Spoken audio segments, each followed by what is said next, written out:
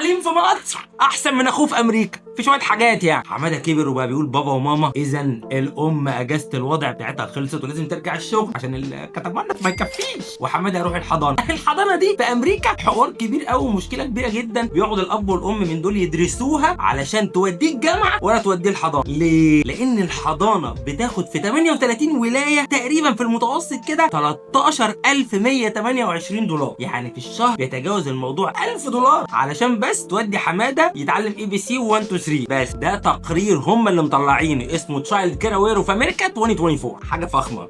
حماده كبر وعدى الحضانه الف بركه. تعليم اي نعم من الابتدائي لغايه قبل الجامعه مجاني، ولكنه عادي جدا. كنا فاكرين انه اجمدها تعليم في العالم موجود في امريكا، الحقيقه لا، طلع التعليم رقم 38. في دراسه الرياضيات امريكا رقم 32 على مستوى العالم. القرايه هي رقم 15 على مستوى العالم. امال مين الرقم واحد؟ اقول لك الصين يا معلم. واحد يقول لي ما لغايه هنا عادي يعني. حضانه نور الايمان اللي بودي فيها الواد هي اللي خلاص مطلعه اينشتاين. حضرت الاو بي ال اس هي دي اللي خلته احمد زويل. اقول لك لا، احنا صحيح عندنا مشاكل كتير بس ما عندناش على الماس شوتنج. الماس شوتنج متعلمين يعني. واحد يخش المدرسه معاه سلاح ويبدا يقول للعيال اللي في المدرسه بشكل عشوائي قصيده مفادها ايه، يخلص عليا. سنة 2023 بس حصل في أمريكا حوالي 180 حالة ماس شوتنج في المدارس أو حوالين المدارس. احنا كان على أيامنا يضربوا بعض مثلا شلوتين بوكسين بتاع.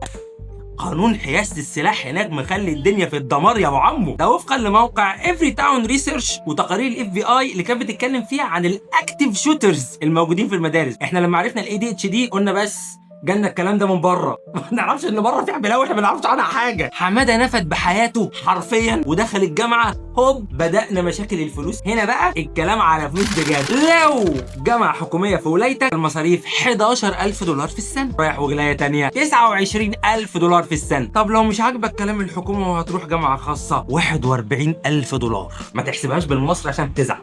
وده وفقا للفيدرال ريسيرف ستودنت، تقرير طويل قوي هحط لك اسمه هنا بتاع سنه 2023. حماده خلص الجامعه طلع عين ابوك ديون وقروض، هيعملوا ايه في وسط الغلا ده كله يا عين، ويا عين علينا احنا كمان يعني. حماده خلص طالع بقى يقول لك بابا كلم لي عمو ادريانو اللي فوقينا يشوف لي شغل. لو انت تخصصك في التاريخ وعلم النفس وعلوم المكتبات مش هتلاقي شغل. لو انت بقى برمجه والهندسه بعض تخصصات الهندسه فرصك كويس. اما لو كنت في الطب وتمريض فرصك كويسه جدا. دور يا معلم وانت وظروفك ان شاء الله. وفي النهايه ربنا يقويك على السبلايز وطلبات المدرسين ويقلل اعياد الام. ربنا يقدم الخير.